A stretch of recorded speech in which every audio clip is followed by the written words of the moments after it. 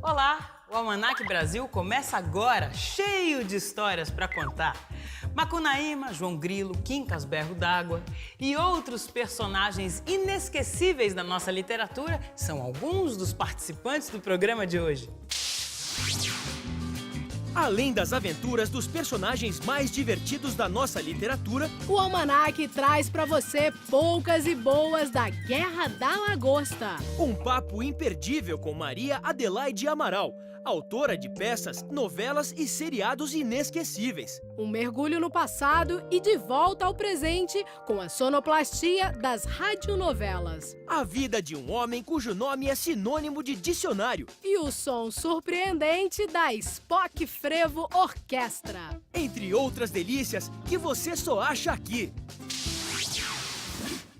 Mário de Andrade, que de preguiçoso não tinha nada, levou apenas 15 dias para escrever a história do ser mais indolente de que se tem notícia. É Macunaíma quem abre nosso passeio pelas páginas vivas da nossa literatura.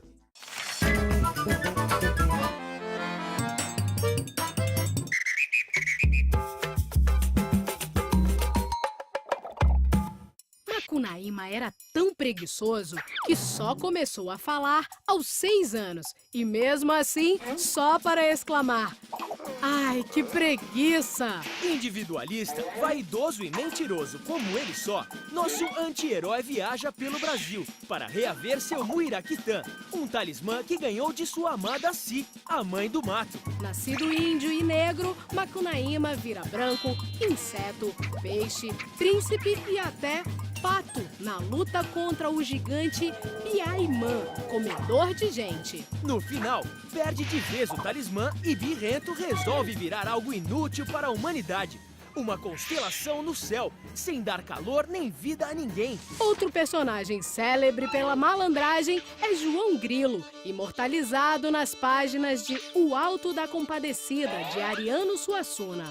Acompanhado do parceiro Chicó, o espertalhão pinta, borda e engana toda a gente, conseguindo até mesmo voltar do céu graças à simpatia de Nossa Senhora. Já a esperteza não é o forte de Damásio Siqueira, o temido jagunço criado por Guimarães Rosa, que viajou 6 léguas e um arraial para descobrir o que queria dizer a palavra famigerado, que alguém disse a seu respeito.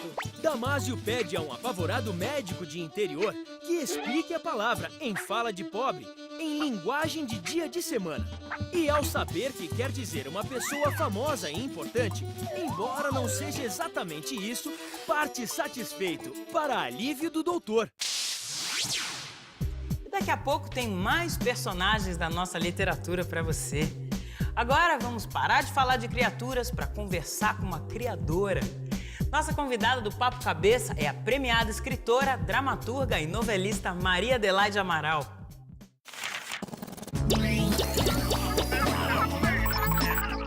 Eu sou uma teledramaturga, digamos, mas eu comecei como dramaturga no teatro, entendeu? Quer dizer, quando eu fui para a televisão, efetivamente, em 1990, eu já tinha 12 anos de teatro.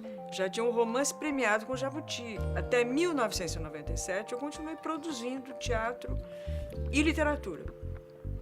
Mas em 1997, eu comecei como autora titular, Anjo Mal, também um remake do Cassiano Carlos Mendes. E quando você começa a escrever novela, tudo o resto será uma atividade bissexta, entendeu? Porque você pertence à televisão, é realmente você vende o corpo e a alma, literalmente, à televisão. Sobra muito pouco tempo para você. Eu queria continuar construindo um No dramaturgo, quando aborda a história, ele se interessa pelos aspectos dramáticos da história. Senão ele seria um historiador. Então, mas eu deixo essa parte da história mais conceitual para os historiadores, sabe? O meu lugar não é esse, mas o meu lugar é me inspirar naquilo que eles descobriram e nos livros deles para poder construir uma história que fale de um fato histórico e ao mesmo tempo tenha um alcance popular, porque a televisão é um veículo de massa. E a única maneira disso os interessar é eu apelar tanto para a emoção dele, é por isso que as tramas românticas são fundamentais, que ele se fixe, ele torça, ele se interesse, ele vibre, ele se transporte, ele se identifique. Então, nesse momento em que isso acontece, evidentemente, eu posso passar a história para ele. E é melhor, a história é passada de uma maneira, posso até dizer, subliminar. Isso realmente me recompensa. Isso me gratifica da melhor maneira. O papo com Maria Adelaide continua depois do intervalo. Agora vamos ver o que o Almanaquias anda aprontando nas ruas.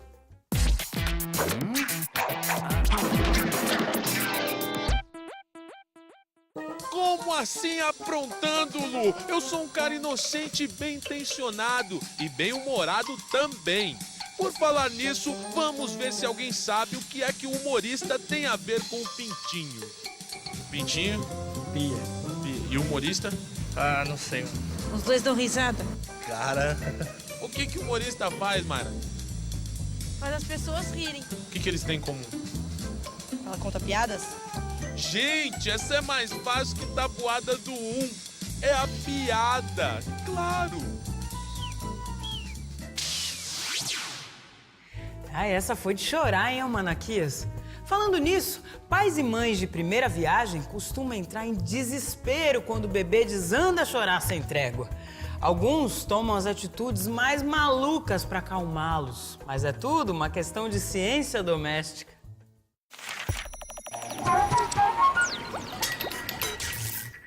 Se ele tá chorando muito, é porque alguma dor ele tá sentindo. Faz uma massagem na barriguinha para ver o porquê do choro, né? Aperta um pouquinho aqui para ver se é ouvido. Para ver se ele tá com cólica, se ele tá de cocô, xixi. O choro da criança é a primeira manifestação de contato com o mundo exterior. Ah, eu coloquei um DVD. A criança se acalmou. O que mais acalma ela é fazer massagem aqui na testa dela. Pega um copinho de água numa bacia e fica tirando, despejando assim. Ele fica ouvindo o barulho da água e começa a dar risada. Cócegas. Até hoje eu faço cócega, ele meio que chorando, ele já para e dá risada. A primeira consciência que nós temos que ter é que tem que ter calma para poder cuidar de um bebê. Se fica bastante no colo, dá dor nas costas. Né? Então, às vezes é dor muscular que está sentindo. Se você fizer de tudo e não der certo, você pode usar a chupeta como terapia. Colocava a chupeta e ele dava sossegada. Olha, pra enganar é bom, mas depois você sofre pra tirar, porque eu sofri pra tirar do meu. Só colocar aqui, conversar com a criança, com o neném, que tudo vai do amor, né? Uma conhecida musiquinha infantil diz que caranguejo só é peixe na enchente da maré. Mas e a lagosta? Veja como esse crustáceo tão esquisito, saboroso e cobiçado já causou muita discórdia por aqui.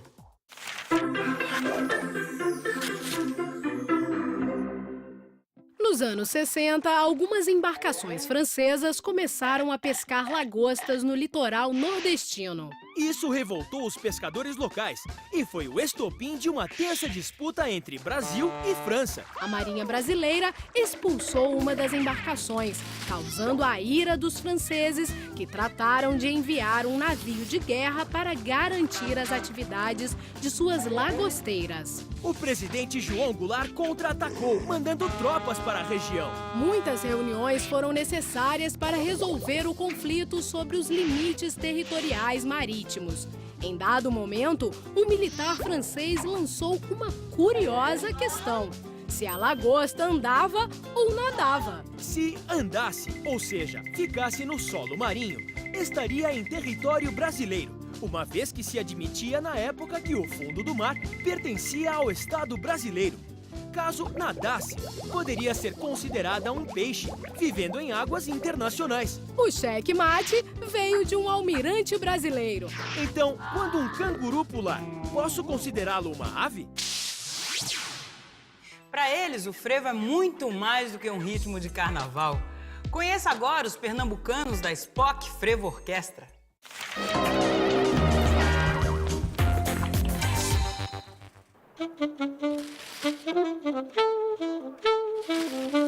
desde que eu me entendo de gente, o frevo está presente na minha vida. 5 anos, eu lembro.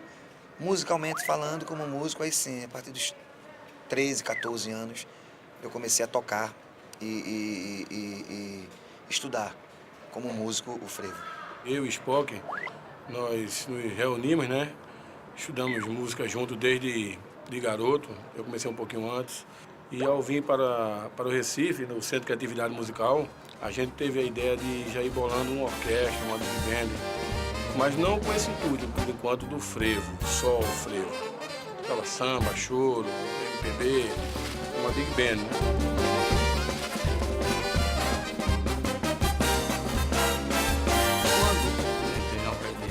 Da Spock Frevo, é o mesmo frevo, a mesma pegada de frevo, mesma coisa, com a diferença da improvisação. O frevo de rua é um frevo instrumental, então pra gente que é músico, que é instrumentista, é mais sedutor, né?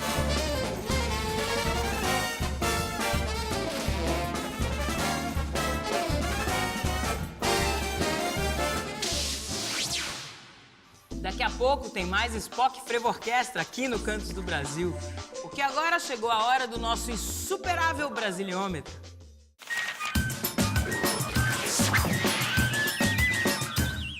Já que estamos num programa tão literário, quero ver quem sabe qual livro de um grande escritor brasileiro é considerado pelo cineasta Woody Allen um dos 5 mais importantes para a sua carreira. E agora? Não sei. Oscar Barretos? Eu desconheço. Digamos que esse povo tá mais perdido que Adão no Dia das Mães. Daqui a pouco eu volto com as alternativas e a resposta. Relembrando a pergunta do nosso Brasiliômetro, qual livro de um grande escritor brasileiro é considerado pelo cineasta Woody Allen um dos 5 mais importantes para a sua carreira? Ai. Guimarães Rosa? Não. Se é assim, só me resta oferecer alternativas. Aí vão elas. A. Grande Sertão Veredas, de Guimarães Rosa. B. Diário de um Mago, de Paulo Coelho. C. Memórias Póstumas de Brás Cubas, de Machado de Assis. Ou D. Dona Flor e seus 2 maridos, de Jorge Amado. Dona Flor e seus 2 maridos? Só se for o Paulo Coelho. Acho que é Dona Flor e seus 2 maridos. Memórias Póstumas de Brás Cubas. É isso aí! Memórias Póstumas de Brás Cubas, do grande Machado de Assis, que dispensa apresentações, né, gente? Se você ainda não leu, é hora de dar uma passadinha na biblioteca. E tenho dito.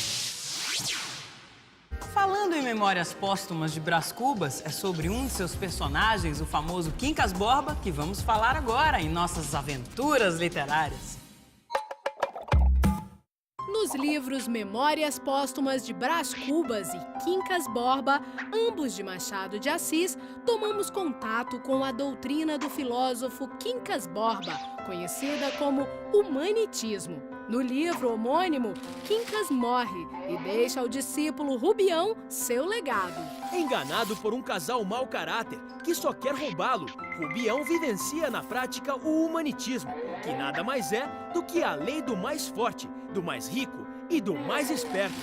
E morre louco, clamando a frase que sintetiza tudo: ao vencedor, as batatas. Outro Quincas célebre da literatura é o Berro d'Água, criado por Jorge Amado, um respeitável e pacato funcionário público que abandona emprego e família para se entregar aos prazeres mundanos. O apelido veio um dia em que, por engano, Quincas tomou água no lugar de cachaça e protestou com um sonoro berro. Considerado como morto pela família desde sua fuga, Quincas morre pela 2ª vez, em seu quartinho pobre e sujo. Mesmo defunto, ele não perde a ironia e o sarcasmo e é conduzido pelos amigos para uma derradeira noite de farra, quando se joga ao mar para sua 3ª e última morte. Figuras interessantes não faltam na nossa literatura e nem em 1000 programas a gente daria conta de homenagear todas elas. Mas agora é hora de conversarmos mais um pouquinho com a criadora de outros inesquecíveis personagens, Maria Adelaide Amaral.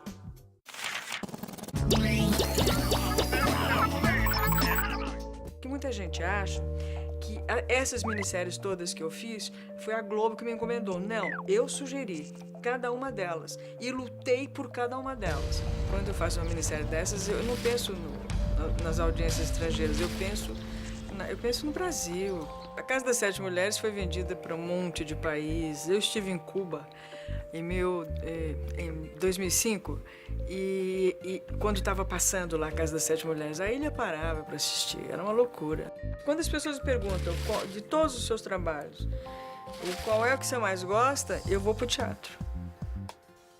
Eu digo sempre, de todos os trabalhos, o que eu mais gostei foi De Braços Abertos, que foi montado em 1984, em São Paulo, no Teatro FAAP, com a Irene Ravache e o Juca de Oliveira. Quando os deuses do teatro se conjuram para fazer um espetáculo dar certo, então isso aconteceu. Eu quero falar para um número cada vez maior de pessoas e não quero subestimar a inteligência de nenhum telespectador. Por menor que seja a escolaridade, eu acho que as pessoas sabem, sentem. No fundo, elas você chega até elas por outras vias. Você não chega às pessoas apenas pelo lado cerebral, entendeu? Você tem outros meios de chegar. Eu quero chegar a essas pessoas.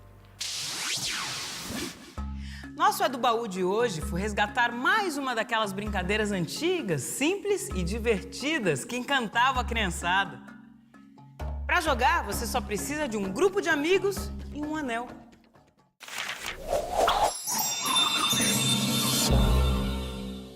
Você pegava um anel, né? Colocava assim no meio da sua mão e você ia colocando dentro da mão da pessoa. Aí quem acertasse com quem tava o anel ganhava. Se errasse, tinha que pagar algum mico, alguma coisa assim. Mas era quem acertasse com quem tava o anel ganhava. Ou saía da roda, ou então era ela que tinha que colocar o anel na mão da pessoa. Passava na mão assim, fazia disfarçadamente, dava um toquinho com os dedos e assim ia. A gente brinca no colégio, nossos parentes, a minha irmã, eu brinco com a minha irmãzinha. Era uma brincadeira muito de família, e depois a gente começou a brincar com os amigos, assim.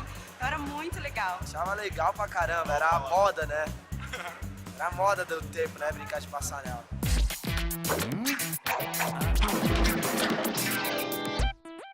Se você não tiver um anel para brincar de passa-anel, pode usar uma pedrinha. Afinal, quem não tem cão, caça com gato.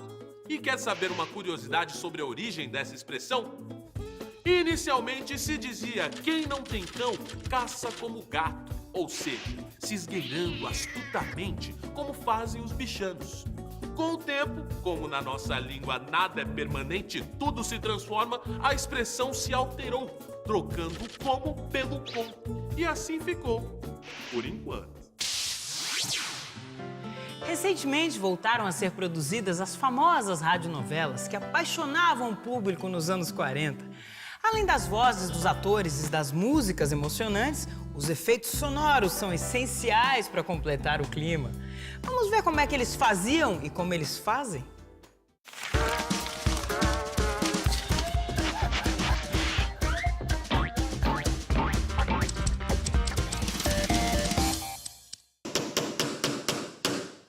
Quem é?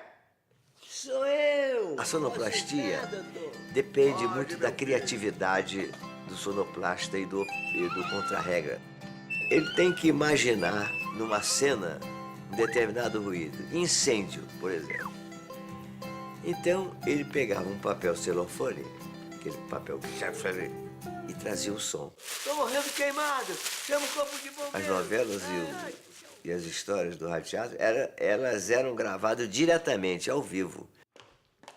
Os ruídos, passos que se afastam, porta que se abre, tinham que ser encontradas nos discos, ou então tinha que fazer o ruído lá na hora.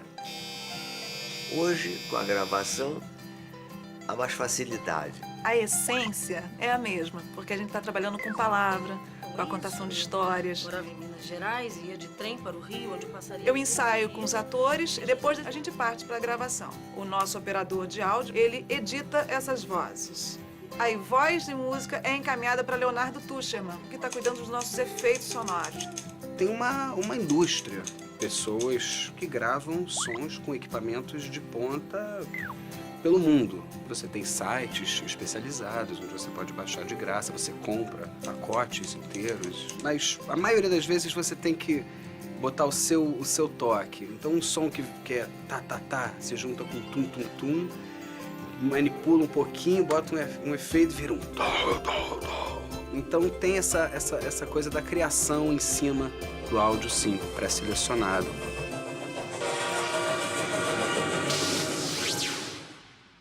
Olhos e ouvidos atentos, bloquinho na mão, ele andava por aí caçando palavras.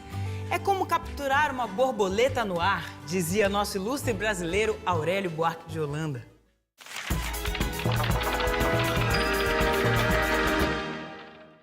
Aurélio Buarque de Holanda Ferreira nasceu em 1910, na cidade de Passos de Camaragibe, Alagoas. Formado em Direito no Recife, mudou para o Rio para dedicar-se à sua grande paixão, ensinar português e literatura brasileira. Seu humor contagiante atraía muitos amigos, que ele reunia para contar causos, declamar poemas e até cantar modinhas. Escritor e tradutor, conquistou uma merecida vaga na Academia Brasileira de Letras. E desde os 12 anos, pensava em escrever um dicionário. Mas por seu perfeccionismo, o dicionário só saiu em 1975, quando Aurélio já tinha 65 anos. Porém, em pouco tempo, tornou-se campeão de vendas, perdendo apenas para a Bíblia. Aurélio deixou uma obra importantíssima para muitas gerações e nunca considerou seu trabalho terminado. Dizia: não é possível deixar de sonhar para quem vive no mundo das palavras. É uma realidade muito bela.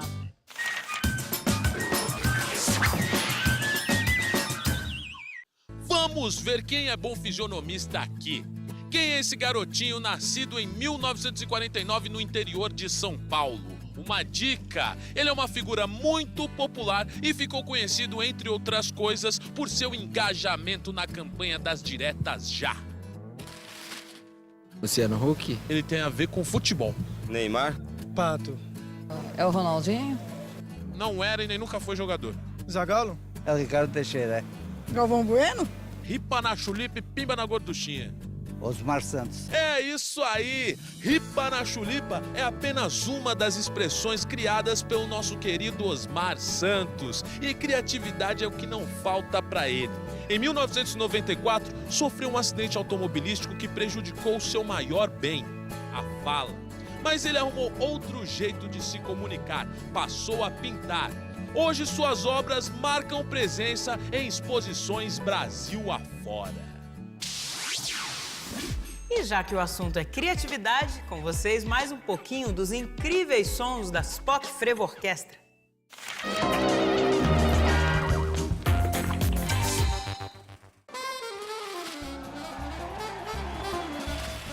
Frevo de Rua é uma música instrumental, possivelmente é tão importante que possivelmente ao lado do choro sejam as duas únicas músicas genuinamente instrumentais brasileiras. E o frevo possivelmente seja a única música genuinamente instrumental brasileira que nasceu para orquestra. Sempre acharei sensacional o frevo cru, da forma que ele nasceu, para as pessoas pularem, se divertirem. Mas como músico, eu senti essa necessidade de poder tratá-lo de uma forma um pouco mais cuidadosa para os meus critérios, com a execução melhor possível a gente pudesse alcançar. Coisa que na rua não é possível, o povo está ali para pular, então quanto mais forte você toca, o povo gosta. Porque você compete com várias orquestras no meio da rua. Então você tem que tocar muito forte. E você tocando muito forte, você não cuida bem da música. Então a música, ela sempre foi, na rua, coadjuvante da brincadeira, da folia, do próprio dançarino, que é a imagem pura. E eu achava, juntamente com os meninos, que essa música poderia ser ator principal também, sabe? E a forma dela ser era dessa forma. Era a gente cuidando dela, onde ela pudesse falar por si própria. Onde ela pudesse chegar no teatro, por exemplo, e as pessoas pudessem fazer silêncio para ouvir.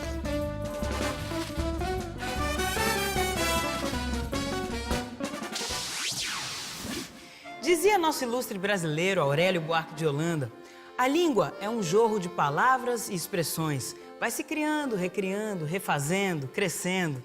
É como a nossa cultura, que também não para de se enriquecer e transformar. E de gerar novos frutos que nós trazemos para você semanalmente aqui ou pela internet. Espero você no próximo Almanac Brasil, hein? Até mais!